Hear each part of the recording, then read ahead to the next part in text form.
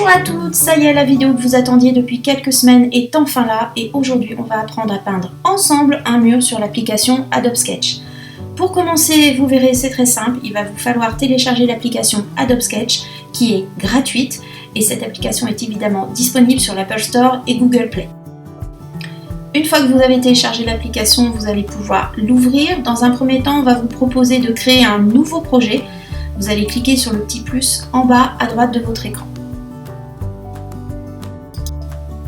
Ensuite, on va vous proposer divers formats. L'application propose plusieurs, que ce soit en mode portrait ou paysage. Nous, ce qui va nous intéresser aujourd'hui, c'est le format paysage. J'ai un iPad Pro, donc je vais sélectionner celui-ci. Vous allez arriver ensuite sur votre espace de travail. Moi, la première chose que je fais, c'est que je réduis ma page. Comme vous le voyez, vous pouvez la réduire, la tourner dans tous les sens. C'est plus trop pratique, surtout quand on va faire ce qu'on va faire aujourd'hui. Ça vous permettra de ne pas avoir tourné votre iPad ou votre téléphone dans tous les sens. Ce que je vais faire maintenant, je vais importer ma photo. Donc pour cela, vous cliquez sur le petit plus à droite et vous choisissez calque d'image. Ensuite, vous allez la chercher dans le dossier concerné. Je vous conseille de la prendre avant, comme ça vous pouvez modifier un petit peu la luminosité et tout ce qu'il faut sur votre photo avant de l'importer. Ça sera beaucoup mieux. Voilà, donc elle s'importe. Ensuite, je vais la agrandir un petit peu par rapport à mon espace de travail. Voilà, et je repasse mon plan de travail. Ce qu'on va faire ensuite, c'est que vous allez aller sur internet chercher la nuance qui vous intéresse. Vous allez faire une capture écran. Et ce qu'on va faire ensuite, c'est toujours avec le petit plus à droite, on va créer un nouveau calque d'image pour pouvoir importer cette nouvelle photo, cette nouvelle capture écran. Voilà. Et on va la disposer, on va la réduire, on va la disposer en haut à gauche. Comme ça, on va pouvoir la prélever la bonne nuance. Et ensuite, on va pouvoir peindre le mur à la bonne couleur.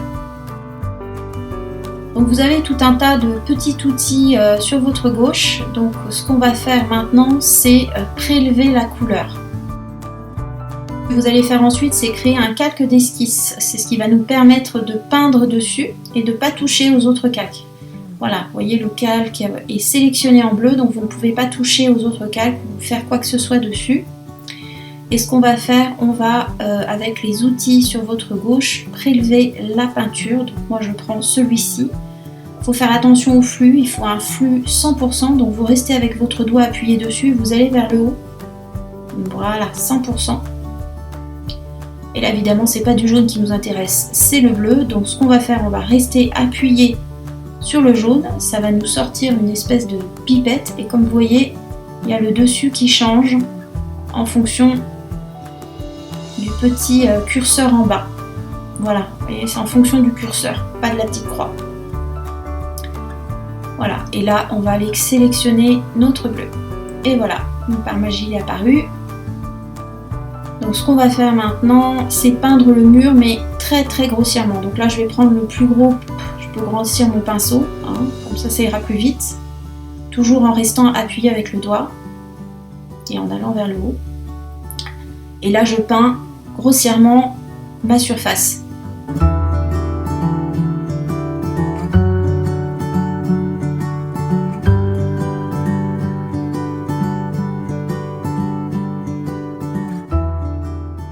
Une fois que vous avez fait ça, ce qu'on va faire, là on voit pas grand chose, donc ça va être un peu difficile pour la suite. Vous allez cliquer sur votre calque et on va descendre l'opacité, de façon à avoir une transparence et pouvoir continuer à travailler.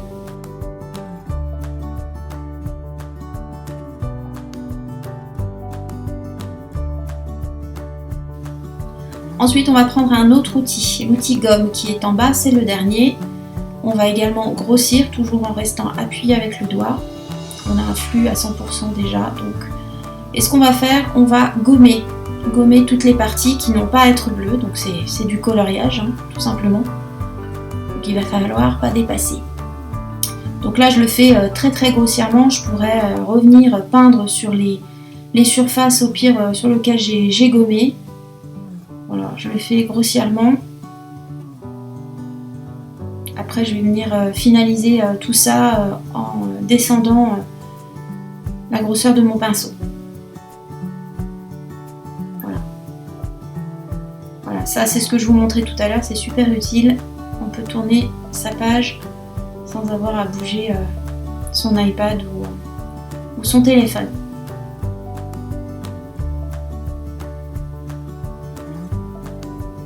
Donc en principe, ce que je fais, je commence par le plus gros et après, je vais fignoler sur les bords.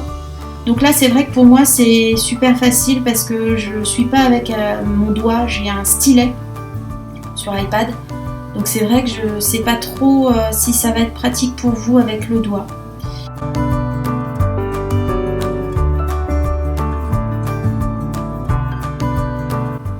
Voilà, donc je fais les bords et après je vais tout faire au centre. Ça va aller plus vite.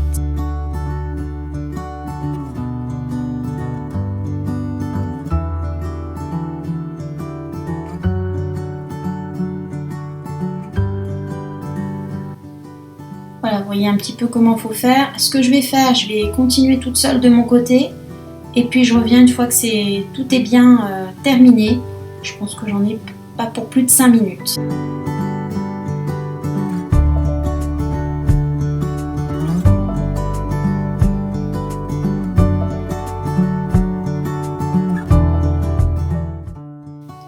Voilà, j'ai terminé, donc j'ai fait tous les petits coins, les petits recoins, afin que ce soit nickel. Ce qu'on va faire maintenant, c'est essayer de trouver le plus possible notre nuance qu'on a choisie en haut à gauche. Donc on va revenir sur une opacité 100%. Donc là, ce qu'on peut constater, c'est que c'est un peu plat, c'est pas joli, bon, il n'y a pas les ombres, c'est pas top. Donc on va travailler sur les filtres, les modes de fusion en fait, que vous voyez là on est en mode normal. Donc ce qu'on va faire, on va aller dans ce menu et vous avez tout un tas de filtres. Moi ce que je prends en général c'est le menu produit. Voilà, vous voyez il s'incruste mieux, on voit les ombres, c'est plus joli déjà, mais ça ne correspond pas encore à ce qu'on veut. Même en baissant l'opacité avec le gris derrière, c'est pas évident et je pense que certaines auront peut-être des difficultés si elles ont un mur rouge et qu'elles veulent le peindre en blanc. Ça risque de poser un petit peu problème. Voilà, donc là je vais rechercher un filtre qui s'incruste mieux. Et je vais prendre incrustation. Déjà c'est un petit peu mieux. On s'approche de la nuance qu'on souhaite. Et ce que je vais faire, je vais dupliquer le calque, notre calque de mur. Voilà, et je vais le passer en mode produit, toujours foncé. Mais ce qu'on va faire maintenant, c'est travailler sur l'opacité. Voilà. On s'approche quand même davantage de ce qu'on voulait. Voilà. Je pense que c'est pas mal. Ça donne déjà un bel aperçu. Et pour désactiver les calques, pour voir le avant-après, il vous suffit de cliquer 2 fois sur le calque. Il y a un petit œil qui va apparaître. Voilà le rendu final, on est plutôt proche de la réalité avec les ombres sur le mur et tout ça. Donc ce que vous allez faire maintenant, c'est fermer votre projet pour pouvoir l'enregistrer. Et j'oubliais, je pense que je vais avoir des questions. Comment fait-on pour enregistrer une image? Il suffit d'aller sur le petit fichier avec la flèche en haut, de partager l'image. Et ça va vous l'enregistrer automatiquement dans votre dossier photo. Voilà, j'espère que ce tuto vous aidera à choisir votre peinture en tout cas et je vous dis à très bientôt.